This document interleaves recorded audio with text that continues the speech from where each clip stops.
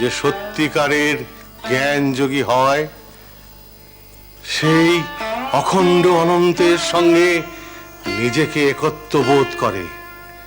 এ কি বলো গো? হ্যাঁ, এ কি বলো? আমি পাইনি, আমি পেয়েছি গো, পেয়েছি। পেয়েছিস? হ্যাঁ, নিশ্চয়ই পেয়েছিস। সেই জন্যই তো নির্বিকল্প হয়েছিল। আমি তোকে পরীক্ষা করেছিলাম। তোর দেহে মনে কোনো ক্রিয়া ছিল না, তোর শরীরে জীবনের কোনো লক্ষণ ছিল না।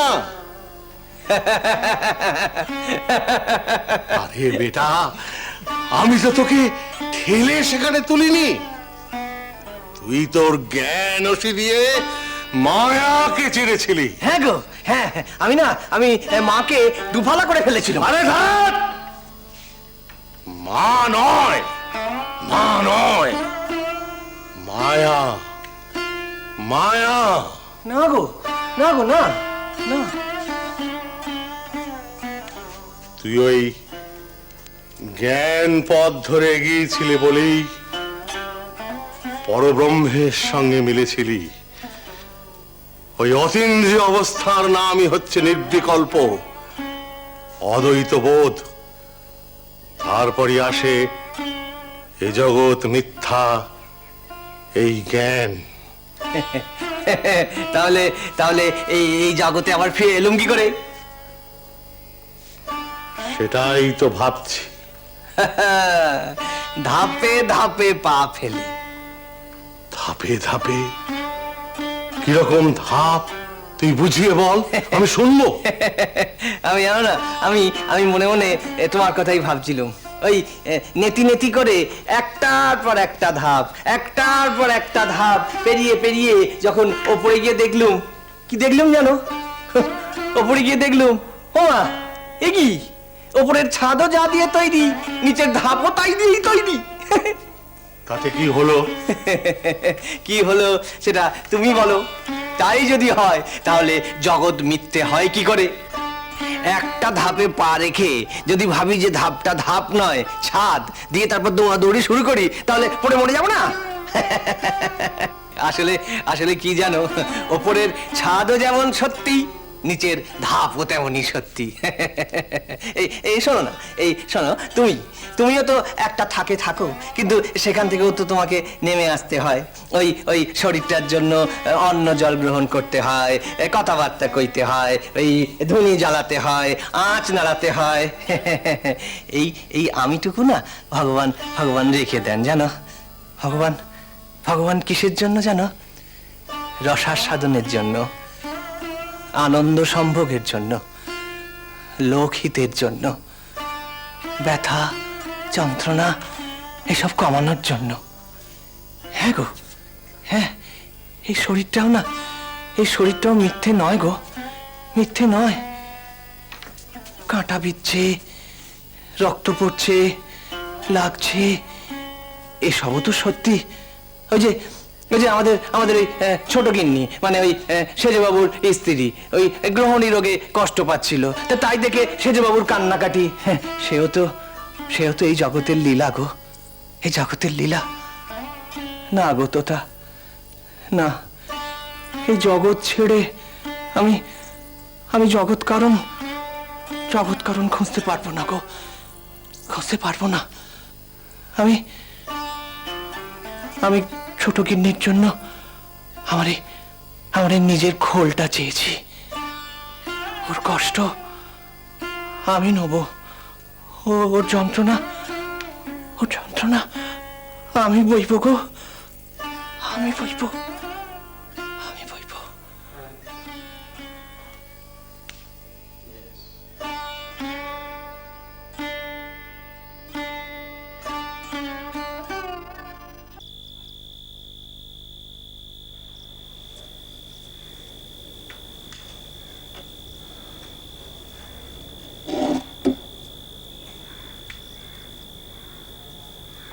আরে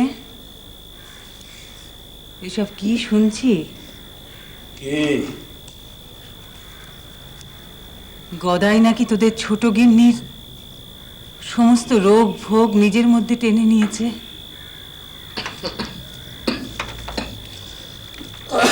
জ্যাঠাইমা, তুমিও যেখানে আমিও সেখানে। আর তাছাড়া আমার শরীর গদিক মোটেও ভালো নেই গো। আমি আর ওসবের মধ্যে নিজেকে ঝাঁকাতে চাইনি। কি হলো, চুপ করে গেলে যে?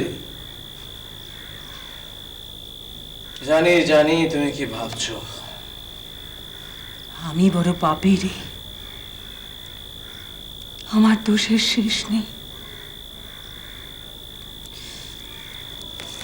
তুই ঠিকই বুঝেছিস। ও হলা, এই আমার না মাঝে মাঝে আমার মধ্যে ওই আমার ছেলে এই বোধ বড় নড়ে রে। এ ঠিক নয়, আমি বুঝি। আহা, কেন এ সমস্ত কথা বলছো জ্যাঠাইমা? আমার না মাঝে মাঝে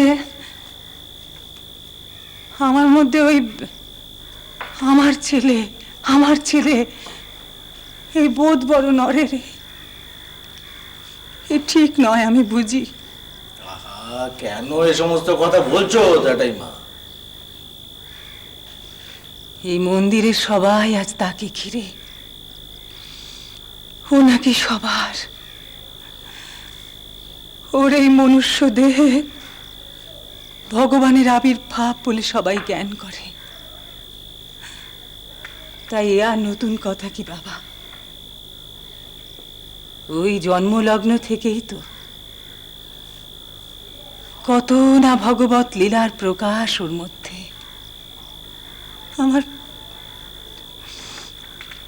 আমার মাঝে মধ্যে ভারী ভয় করে রে। আমার ভেতরের এই মানুষ ভাবে ওর দেব ভাবে না কলুষ পড়ে। কি যে বলো! না না, এমন কথা মনেও এলো না। তাই যদি হতো তাহলে একদিনে আমাদের টানা পড়ে নেই এই গদাই টাল সামলাতে পারতো না। সাধারণ 5টা মানুষের আচারে টেনে আনবার চেষ্টা তো আমরাও কিছু কম করিনি। পেরেছি বলো? পারিসনি, পারার কথাও নয়। ও কিন্তু ঠিক এগিয়ে গেছে, একটার পর একটা আল পেরিয়ে এখন অনেক দূর, চরাচরের শেষ সীমায়। কি বলছিস? দাঁড়াও গো, তোমায় বুঝিয়ে বলি জ্যাঠাইমা।